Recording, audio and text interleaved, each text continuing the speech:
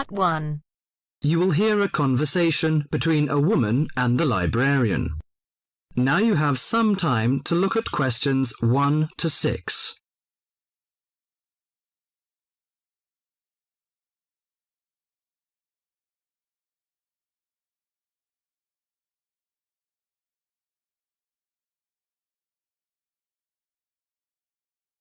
Now listen to the talk and answer the questions 1 to 6.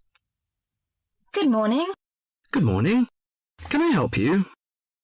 Yes, I'd like to join the library. We're new to the district, you see. Certainly.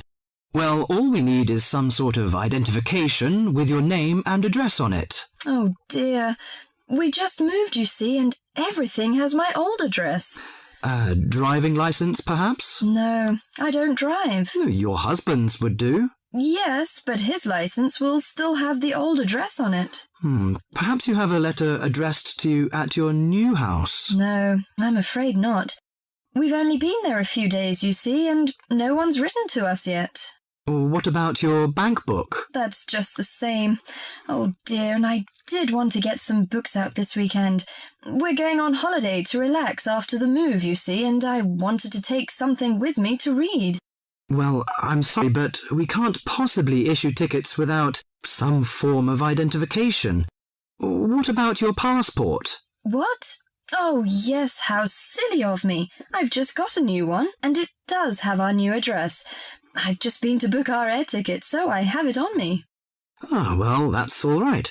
Your ticket will be ready soon. OK, how many books am I allowed to take out? You can take 4 books out at a time, and you can also get 2 tickets to take out 3 magazines or periodicals. Newspapers, I'm afraid, can't be taken out. Oh, that's fine. Do you have a record library? Some libraries do, I know. Yes, we do. You have to pay a deposit of $5 in case you damage them, but that entitles you to take out 2 records at a time. That's good. Could you show me where your history and biography sections are, please? Yes, just over there to your right.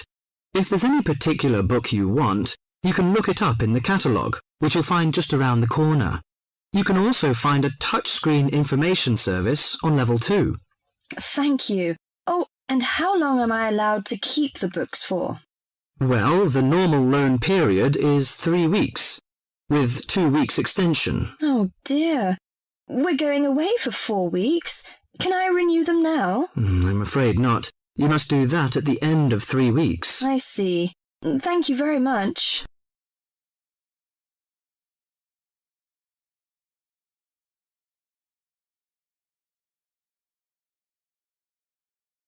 Before the talk continues, you have some time to look at questions 7 to 10.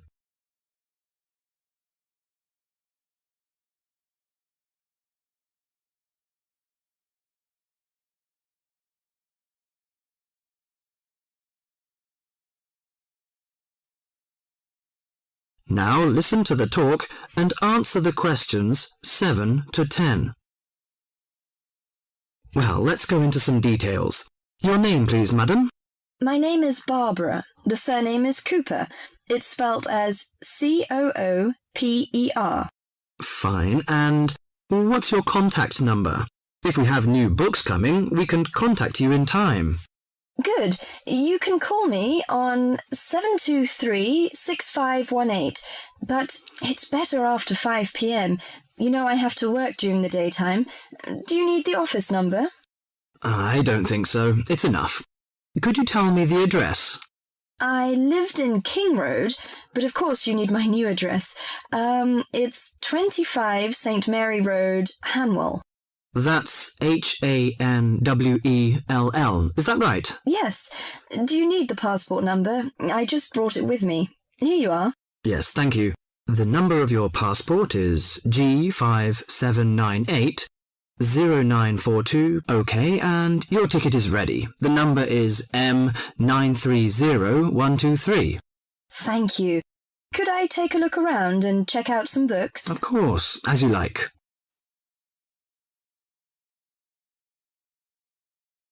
That is the end of part 1. You now have half a minute to check your answers.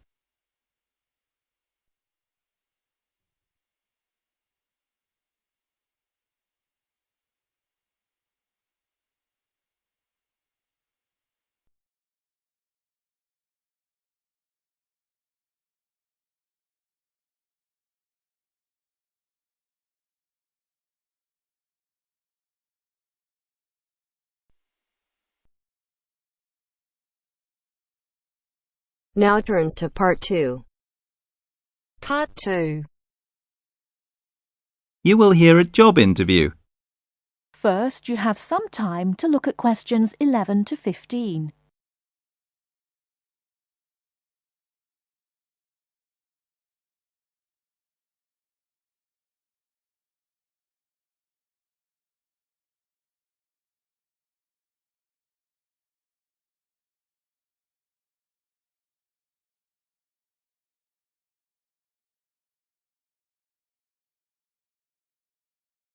Now, listen carefully and answer questions 11 to 15.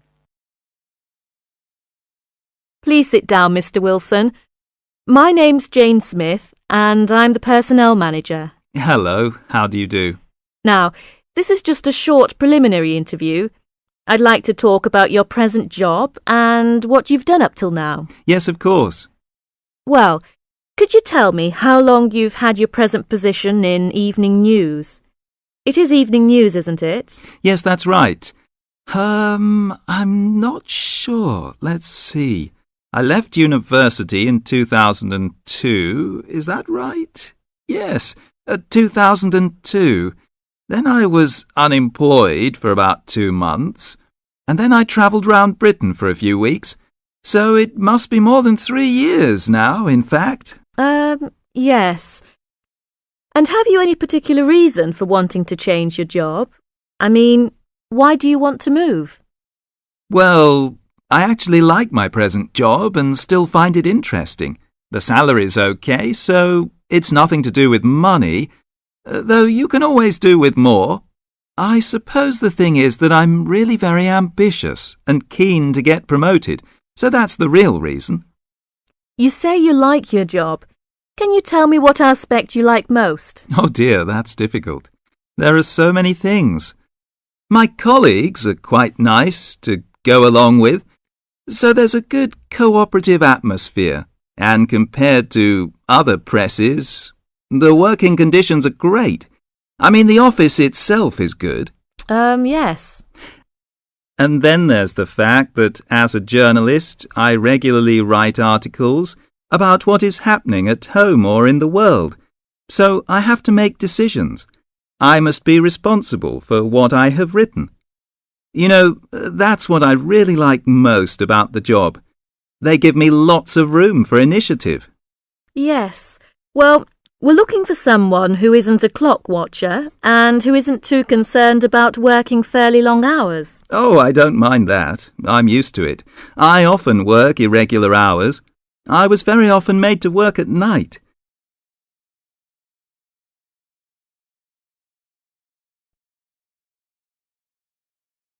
Before you hear the rest of the talk, you have some time to look at questions 16 to 20.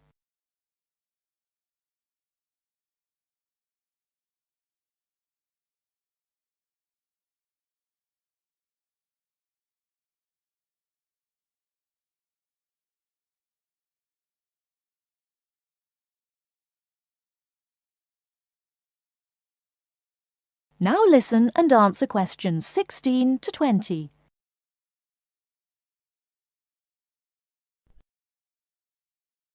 Hi, John. Are you nearly ready?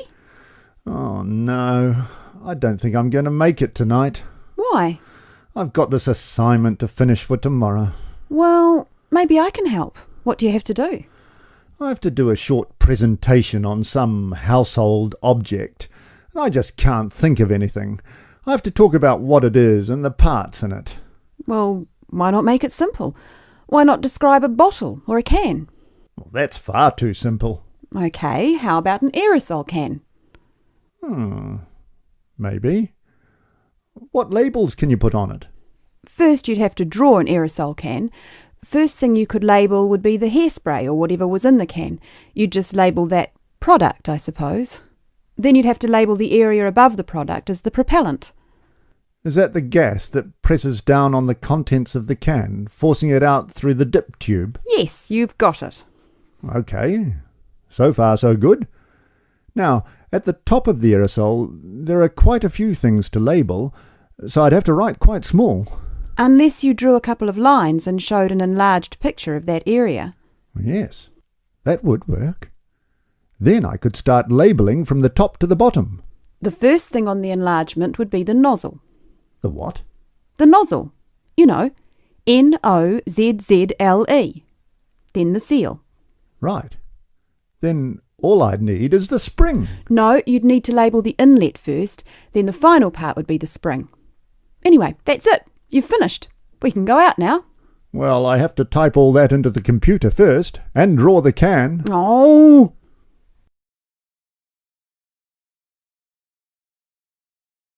That is the end of part 2. You now have half a minute to check your answers.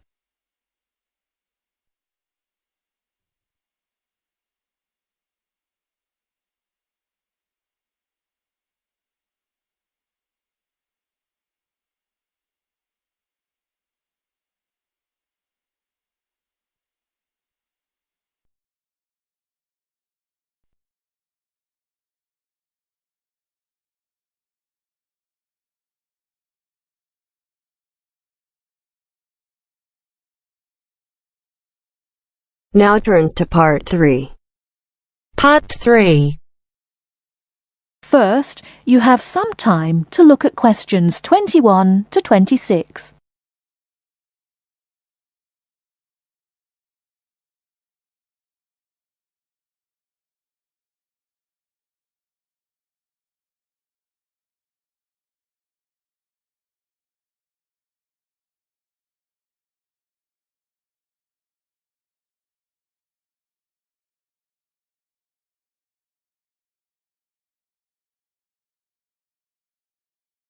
Now listen carefully and answer questions 21 to 26. So, what was it like in your school then, Lynn? Well, South African schools are very different from schools in Australia. For a start, children don't start their schooling until they are 7, quite a bit later than schools in Australia. What about New Zealand, Gail? We're more like Australia. I can't believe children don't go to school until they are 7. When do the parents get any free time? Well, there's still the availability of kindergartens or play schools. It's just that formal education doesn't start until later. I don't think it's such a good idea for children to have to be too academic at such a young age. They should be able to just enjoy themselves. Well, yeah, but the first school children go to isn't really very academic. It's just an opportunity for children to learn a few basic social skills by playing and learning with other children. Yes, I'd agree with that. I guess being so close, Australian and New Zealand schools must be similar then. Well, I suppose they do share a lot of similarities, but there are also some differences. For example, children in New Zealand go through intermediate school, but in Australia there's only high school. That's right, isn't it, Pat? Yeah, I think so. What about South Africa, Lynn? Do you have an intermediate or high school? Oh, high school. And now the difference between Australian and New Zealand education is that although both countries have state schools and private schools, our private schools are very often run by religious groups, whereas New Zealand schools are secular. That's not true. There are quite a few religious schools in New Zealand. Oh, OK, maybe we are similar. Only a few South African schools have any religious connection, so I guess we're different. Most people go to state schools. Pat, is it true that some people from your country don't have to go to school at all? Well, that's partly true. Because of the geography of Australia, there are a lot of children who do not have access to schools, at least on a regular basis. Instead, they have a form of correspondence education, where the lessons are actually on the radio and the students send their work in by post.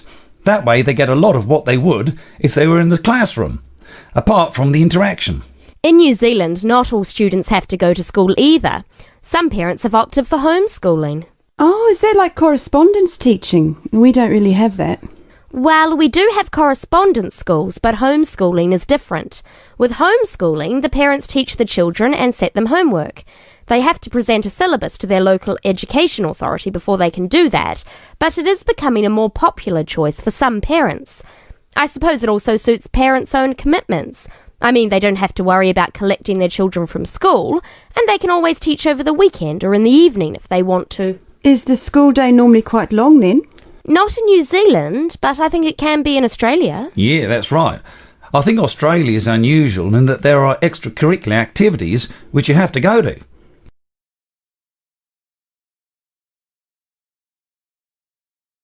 Before you hear the rest of the talk, you have some time to look at questions 27 to 30.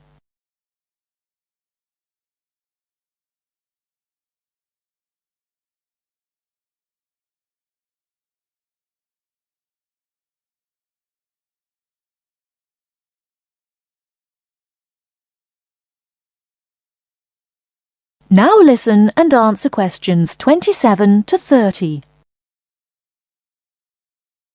These are normally sport activities, but there are a few other options. We have activities after school for any student that is interested, but they aren't compulsory. What about in New Zealand, Gail? I had to do some sport every week. I didn't really like it, but it was part of the school day, so I guess that's not so bad. Anyway, I spent 2 years at boarding school, so things were a little different. Boarding school? What was that like? Well, the thing I remember most about it was the strict dress code. There were restrictions on everything. You had to wear a school uniform almost all of the time, and it had to be cleaned and ironed. The length of your skirt had to be no less than 1 inch above your knees when kneeling down. Sometimes we used to go out on school trips or just at weekends with a few friends, but whenever we were outside the school we had to wear a hat. There was one teacher who always used to give me extra homework because my socks weren't pulled up, and that was in the school late in the evening. I suppose it wasn't that bad, but at the time it felt like a prison. I kept getting into trouble for something. Most of the time I forgot something, normally my school badge. We had to wear that all the time, in the school and out, because it had our house colours on it. Wow, that doesn't sound like much fun. No, but it was a good education, I suppose.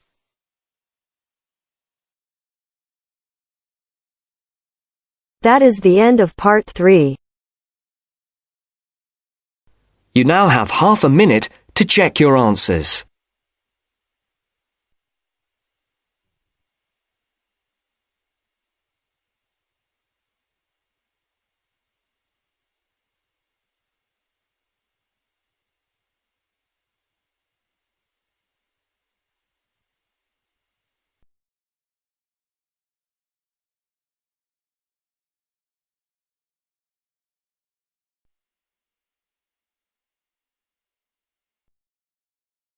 Now turns to part 4. Part 4. You will hear a lecturer talking about dust storms. First, you have some time to look at questions 31 to 36.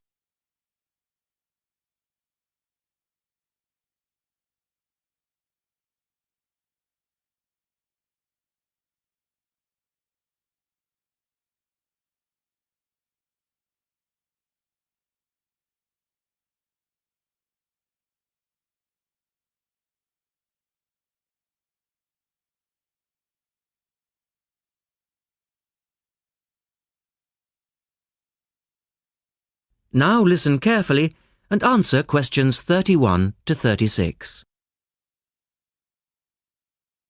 In the last lecture, we looked at the adverse effects of desert dust on global climate.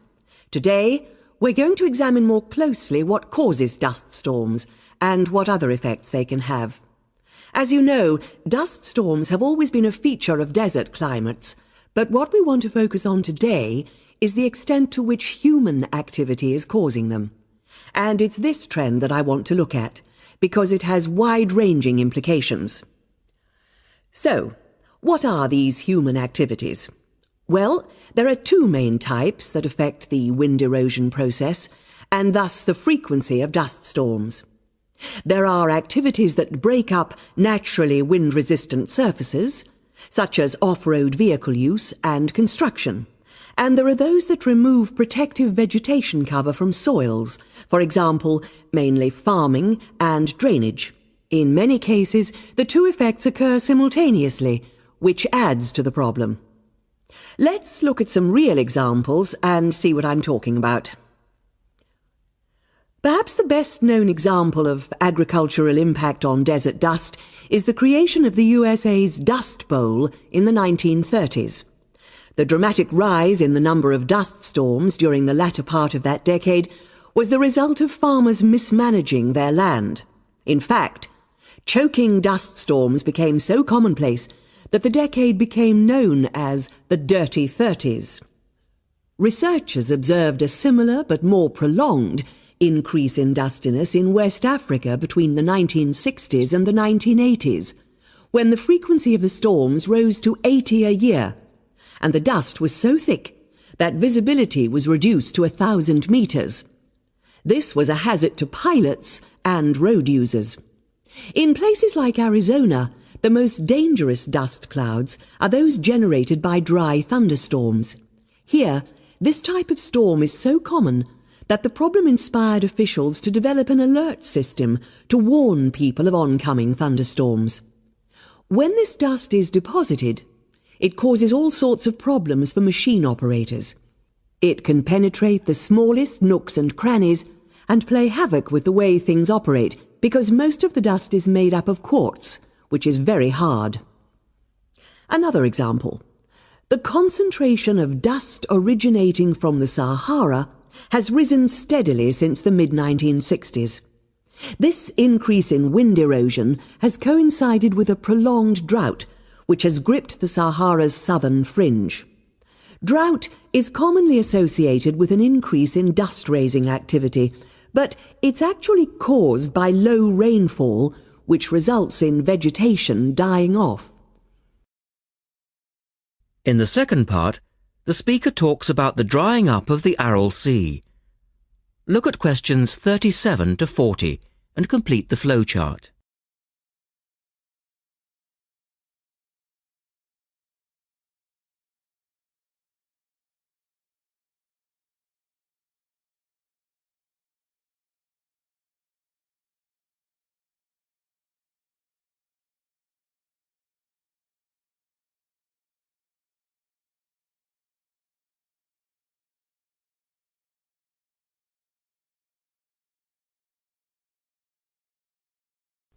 One of the foremost examples of modern human-induced environmental degradation is the drying up of the Aral Sea in Central Asia. Its ecological demise dates from the 1950s, when intensive irrigation began in the then Central Asian republics of the USSR. This produced a dramatic decline in the volume of water entering the sea from its two major tributaries. In 1960, the Aral Sea was the fourth largest lake in the world, but since that time it has lost 2/3 of its volume. Its surface area has halved, and its water level has dropped by more than 216 metres. A knock-on effect of this ecological disaster has been the release of significant new sources of wind-blown material as the water level has dropped.